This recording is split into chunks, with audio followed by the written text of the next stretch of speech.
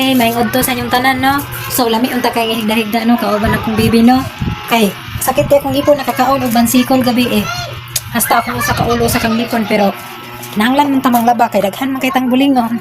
So, padayon lang tani, no? Manglaba usa ta, no? Ayay, ko.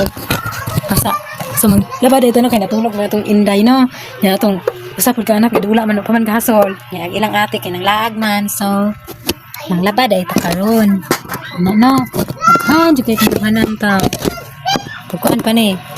Iwas pista pa ni daghan kay kuno no. Kitas matutoy oy. Say nani dai no. Pero ilabra kay perting pagdaghanan anak ko gipanghalay daghan kayo. Ha, daghan kay gipanghalay mga pislat. Grabe oy, nani gining light na. So, samtang nang laba ko niya, ang akong anak kay maura man isa gamata kay natulog naman yung manghod. Sige na lang, okay. Sige katawa, sige paray. Kaya ang ate, nilakaw man po nilaag sa babaw. Tanaw, ragunaon sa gibuhat sa akong anak. Sige, lagpapansin na ako. Ako na lang pong gitagar kiluoy kistanan. Basira po sa gamata.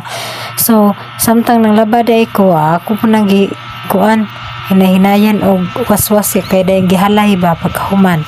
So sa nang halay ko nang wala agduha nabalo ko pangitanan des kapapa nagsurusuro ito gahilak ng ate gamaoy imbis akong paulion niligid man kay gusto lagi maglaag so ni uli na lang ko kauban sa akong usa ka anak dayon higda dayon may kay piti sa kitas kong ipon.